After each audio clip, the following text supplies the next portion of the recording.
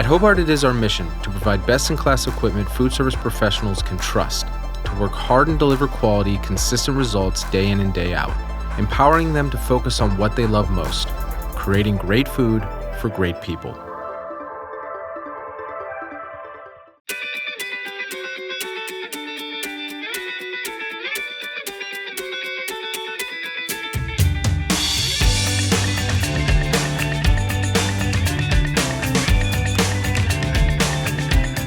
So welcome to another episode of the Smart Kitchen and Bar. We are here today doing something that is one of my favorite things, and that is to make pizza.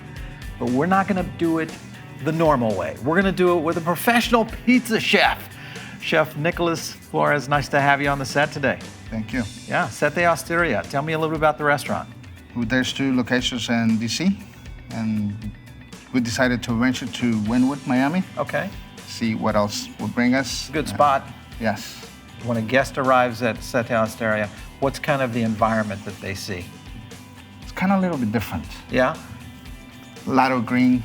Yeah? We have plants on the restaurant hanging from the ceiling, like new, revive. Very modern look. Yes. Yeah. Okay. Tell me a little bit about your background. Kind of where'd you get started in food service and chefing? I started as a dishwasher.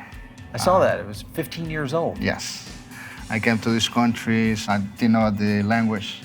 I had to support myself. Yeah. Well, with pizza, it's all about quality ingredients, consistency of the process, and being able to bring it all together in one place where it's super hot, ready to go to the guests. Tell me a little bit about how you're going to break this down today. What are we going to do today? So first of all, the Margarita is one of the classics. Okay. Which use fresh mozzarella, good San Marzano tomato. Yep. Basil.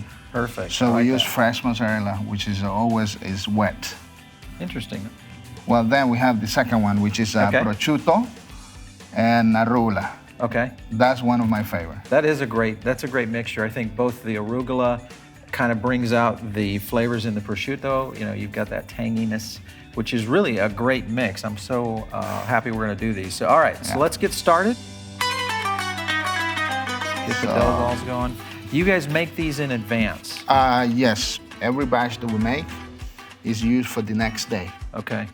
It's because of the fermentation of the yeast. Yep. If you use it right away, it works, but it bubbles up like bread. Yep. So you don't want that. I just like to do it on the table. Yep.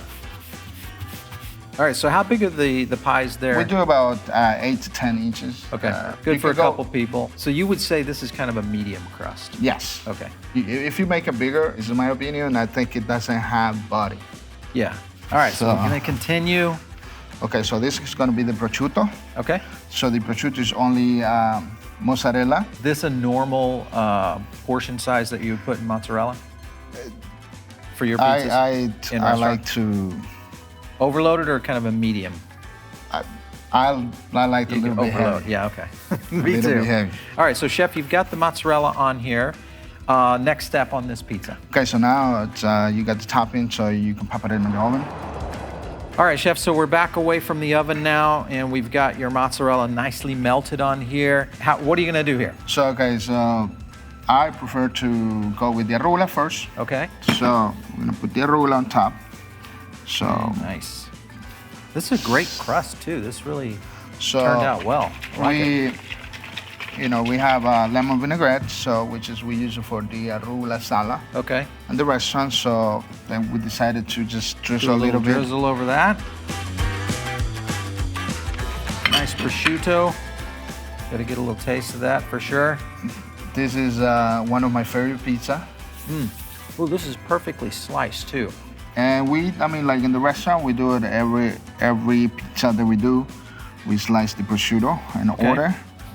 Now, how many pounds of prosciutto would you go through, say, in a week? So the whole leg is about 17 pounds. Okay. Average week, we probably use 1.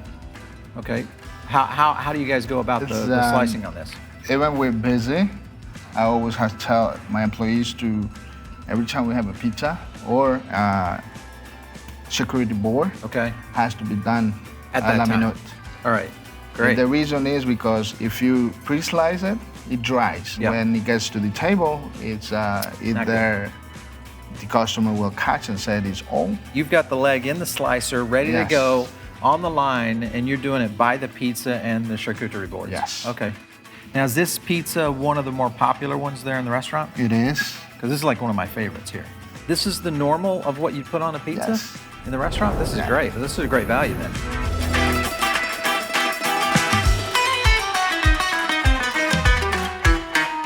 What's next up for us? You've got another pizza in your bag. Okay, so the other one is the classic Margarita, which is Okay. just tomato, mozzarella, and basil.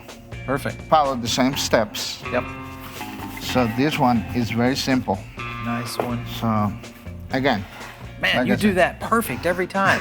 That looks like a carbon copy of the last one. if you don't have a tray for pizza, Boom. that's Baking, it. So baking sheet, I'm ready. this is our San Marzano tomato sauce for pizza. Okay, I gotta try that. Do you make this in-house? It's in-house made. So this is all by scratch. Yes. So it has basil, Oh, wow. garlic, That's olive great. oil, I salt. like it. I try to just cover it out with tomato. I don't like too much tomato. Okay. So Me neither. you Just just- a nice thin layer.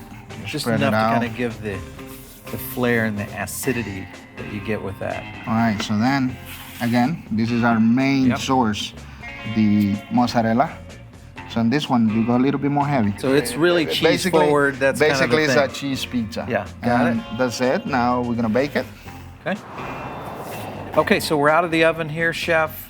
What's next on this All right. So margarita? next, we're gonna top it out with basil. Okay. There's so many ways you can do basil. I like to rip the leaf, so just Look it on top. cut them off, or you can just put them whole. What about sourcing? When you came here, you're a DC guy that's come to South Florida. What was the difference in terms of how you were seeing ingredients show up here in Florida? To see if we can get more local stuff, like the tomatoes.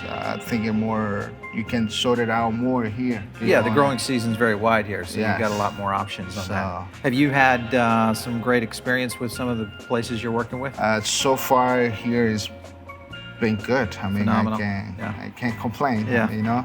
All right, so we're gonna try these two pizzas before you wrap up here and Absolutely. get a little taste test going. All right. Sound good? Yes. Let's try the prosciutto.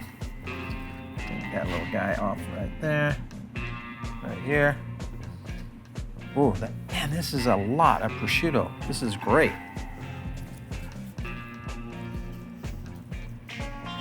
I like that. You're right. This is very light, kind of that perfect crisp. This is good.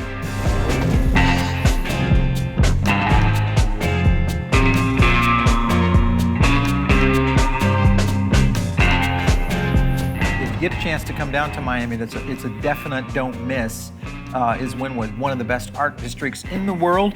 Again, if you're gonna try some of the pizzas, I don't know which one I would like better. I think I'm gonna go with the prosciutto though. That's one of my favorites. So. All right, this is great. Thanks again for stopping in on the set today, chefs. It's been great having you. Thank you. Yeah. Catch us on another episode here at Food Will Network from Smart Kitchen and Bar. We'll catch you next time.